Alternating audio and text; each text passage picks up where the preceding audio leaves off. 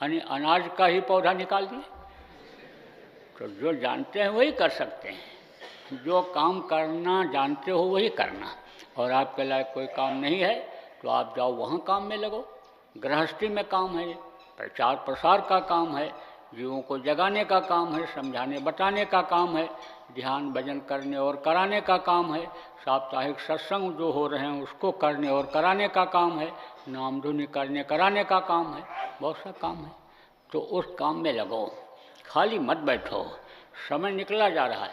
और अगर संगत की सेवा में लगोगे, संगत के काम में लगोगे, जीवों की भलाई में अगर लगोगे और भजन में थोड़े कच्चे भी रह जाओगे तो भी गुरु महाराज की दया होगी, पार हो जाओगे।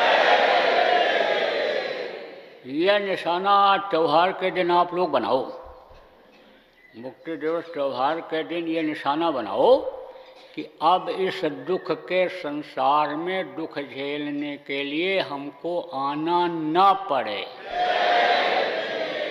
क्योंकि ये दुखों का संसार है, यहाँ कोई सुखी नहीं। और अगर आप ये सोचते हो कि नहीं दुख नहीं है, तो अभी देखना जब हम मिलने लगेंगे लोगों से, सब वही दुख ही वाली बात कहेंगे, मिल के चले जाएंगे और फिर वहाँ पहुँच जाएंगे, फिर लाइन लगा के बैठ जाएंगे। अरे हम आदमी हैं कि मशीन है?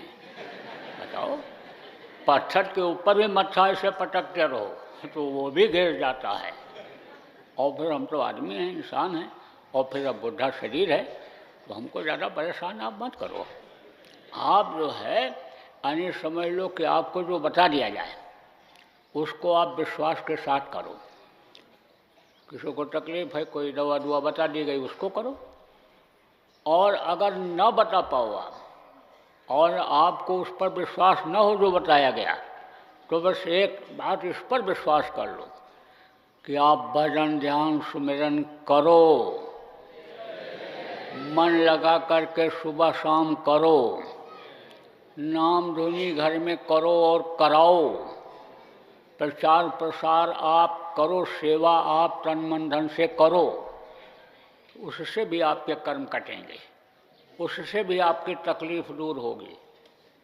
देखो, जब मौसम बदलता है या खाने पीने में कोई गलती हो जाती है, मन नहीं मानता है, ज़्यादा खा जाते हो तो बीमारी हो जाती, तकलीफ हो जाती है।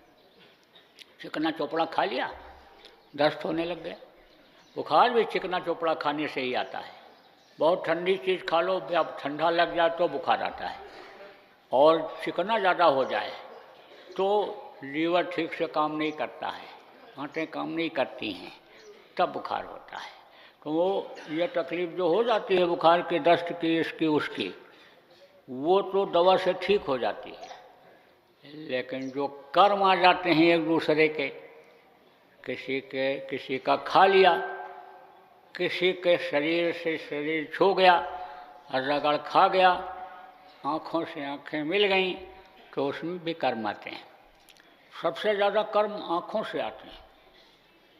83% अपराध तो आँखों से ही होता है।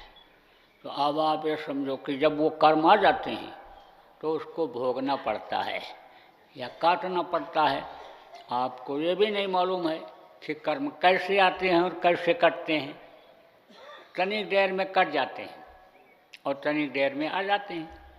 बाढ़ जानते हो, सब जगह तो बाढ़ नहीं आती है, लेकिन कुछ क्षेत्रों में हिंदुस्तान में बाढ़ खूब आती है। तो बाढ़ जब आती है तो बाढ़ का पानी ऐसे देखो एकदम बरसता चला जाता है एकदम से, और जब देखा कि वो भर गया, पूरा शहर डूब गया, और जब घटता है तो 1 घंटे के अंदर सब घट जाता है। बढ़ता है तो खूब बढ़ता है और घटता है तो खूब घटता है। ऐसे पारा उठता है, ब्लड प्रेशर जब नापते हैं तो पारा उठता है, ऐसे उठा, और उठने के बाद जैसे उन्होंने वो जो दबाते हैं जिसके प्रेशर से उठता है, अन्य समझ लो जैसे उसको ढीला किया, ऐसे खोला उसको, तो फट से नीचे आ जाता है। ऐसे ही कर्म आ जाते हैं और कर्म कट जाते हैं। अब यह है कि कर्म आ जाते हैं तो महसूस होने लगता है, और कट जाते हैं तो भी हल्का हो जाता है।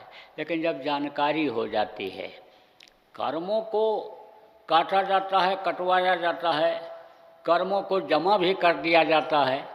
क्योंकि पहले के समय में जब लोग अच्छा कर्म करते थे तो अहंकार आ जाता था।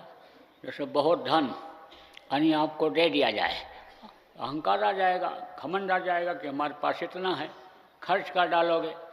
तो गवर्नमेंट क्या करती है, तनख्वाह में से कुछ कटवाती रहती है, कुछ अपनी तरफ से जमा कराती रहती है बैंक में, कि जब रिटायर हो जाएगा, बूढ़ा हो जाएगा, हाथ पैर जब कमज़ोर पड़ जाएंगे, चलने फिरने में दिक्कत आएगी, तो ये पैसा काम आ जाएगा। ऐसे ही जब तकलीफ आएगी तो जो कर्म जमा रहते हैं उन कर्मों से वो तकलीफ़ें दूर की जाती हैं। फल किसी को मिला